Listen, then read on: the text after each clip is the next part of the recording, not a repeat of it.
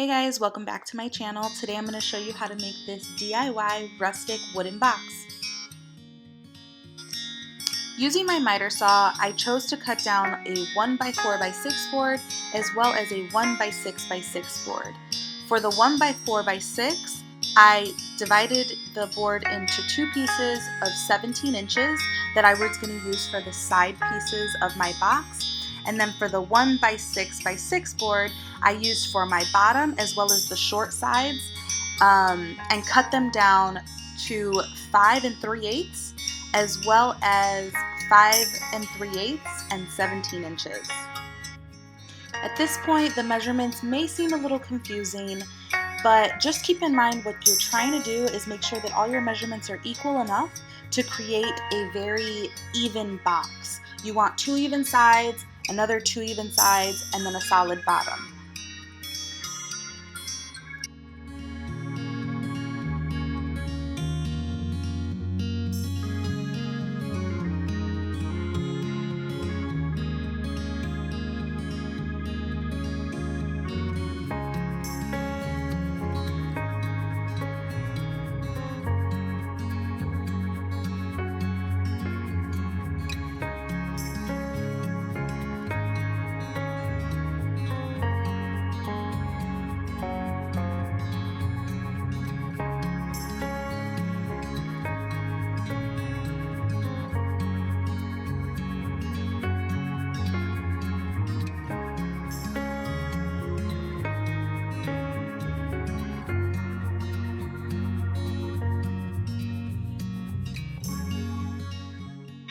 Okay, for materials you'll need your hammer, your 5 3/8 by 17 inch bottom board, your 2 5 3/8 by 2 3/4 short side board, as well as 2 17 3.5 long side boards, and finally some 2-inch finishing nails.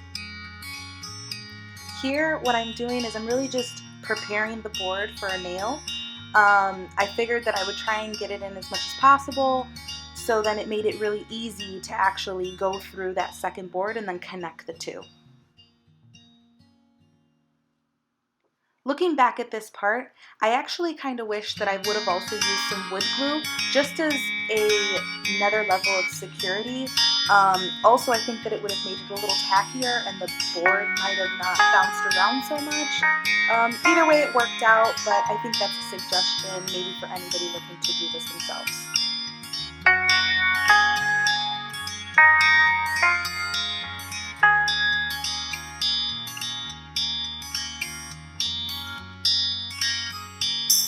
I want to note here also that the way that I've chosen to assemble my board, I wanted to make it look as seamless as possible on the longer sides. So instead of putting the wood on top of like that base, I chose to assemble it from the side. Also note that if you change the way that you want to assemble this, that it's also going to mean that your measurements need to change. So just keep that in mind.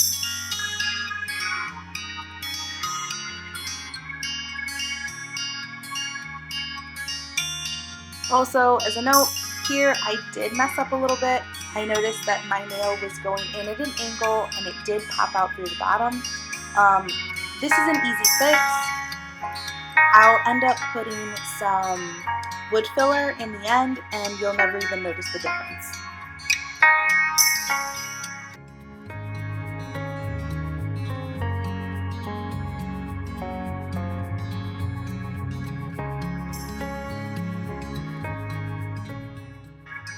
As you're going to assemble these short side pieces, you're going to want to make sure it's a really tight fit, as mine are, but also you're going to want to make sure that you have a nail connecting it to each of the boards, meaning the bottom and both of those long sides.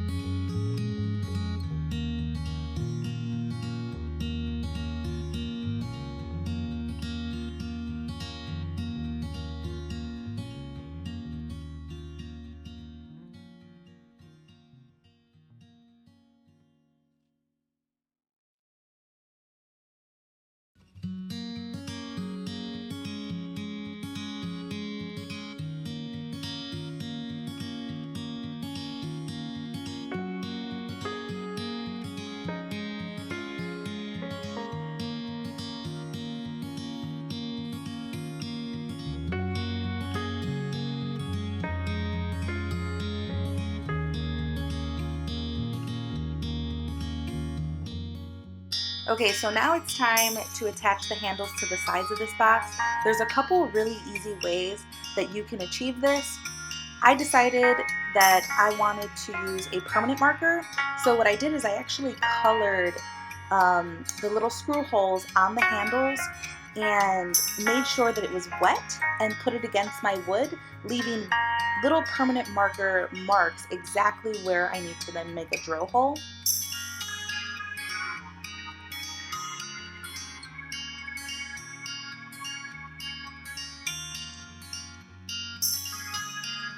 This allowed the screws to match up perfectly.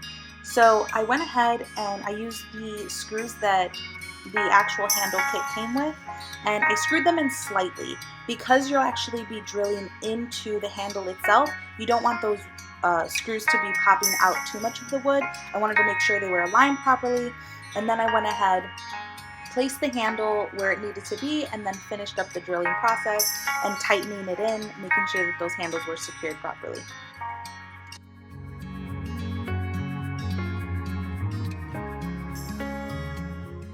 Now that all the assembly is completed and the handles are on and secured properly, I'm going to go back and do some touch-ups with some wood filler. I bought a premium base filler that I can actually go back and sand after it's been dried. I definitely suggest that, especially if you're planning on staining this. And I went ahead and I filled in where I put the nails. I filled in any creases, any joinings of the wood, any unevenness. Because my bottom baseboard was a little bowed due to weathering and whatever else, I had to kind of go back and fix that because some of my wood pieces didn't meet up completely.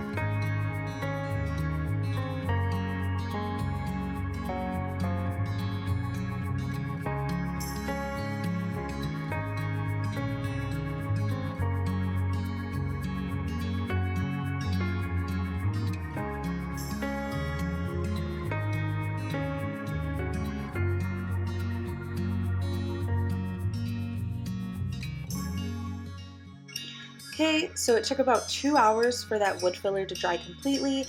Quick tip, you can kind of see that now the wood filler is blended more with the actual color of the wood versus that really sandy color that it was prior. That's how you know that it's actually good to go, you're good to sand.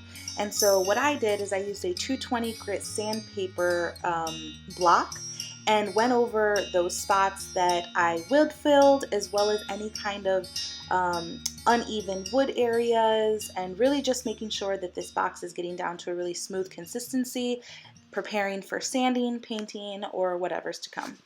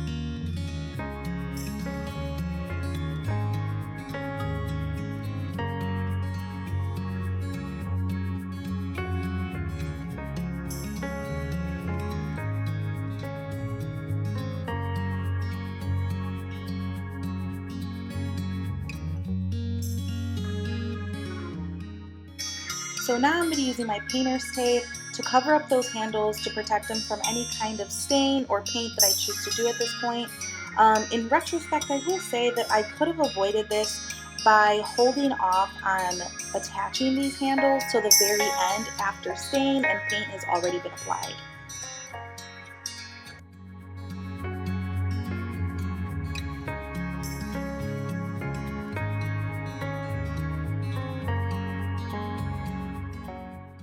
At this point, we're ready to go ahead and stain and apply our final finishes. So I went with the color Kona. I'm really just using this as a base. I'm also going to eventually whitewash this as well, as you'll see. So with my sanding pad, I went ahead and I dipped into my stain, and I'm trying my best to go with the grain of the wood, but I'm also making sure that I'm wiping off any remaining residue because this is just going to be a base for this particular project. So I'm really trying to do a drier stain.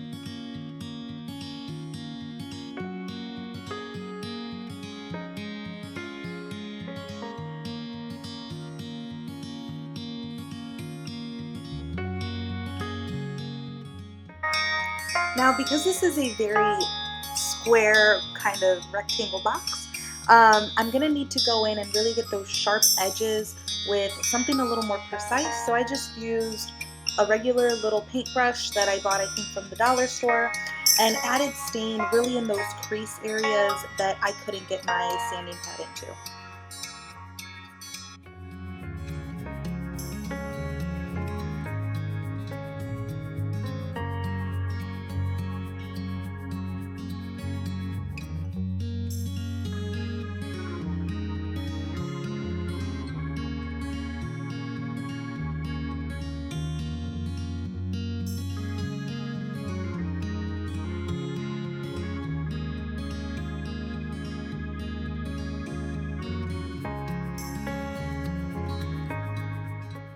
So at this point, we're going to be mixing up what we know as whitewash. And so in order to do that, you'll just need a regular acrylic white base paint. And so what I did is I did 1 part acrylic white paint to 1 part water. And so what I did is I brushed it on, and then I took a clean staining pad and wiped as much of the white paint off as I possibly could. Really trying to see that stain through that paint.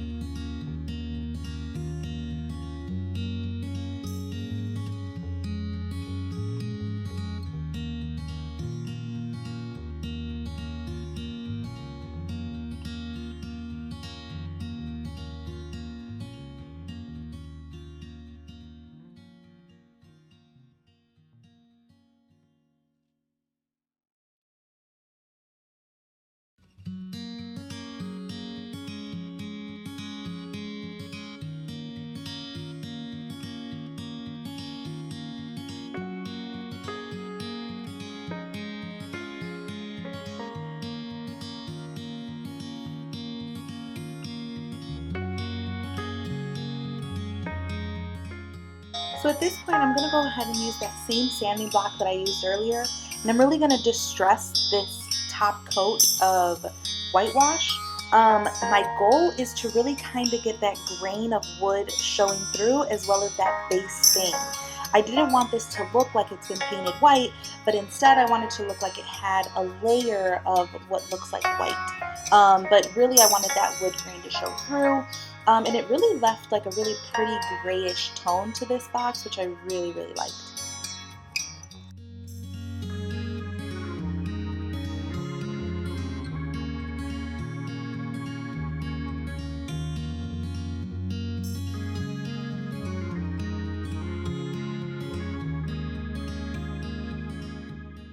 Once you've completed with your sanding, you can go ahead and remove the tape from your hardware. I also went back and dusted this with a wet wipe just to make sure to get off all that sanding dust. And then after that, you're really done. I really loved how this turned out. I really hope that you guys enjoyed it. Please let me know if you try it or if you have any questions. Bye guys!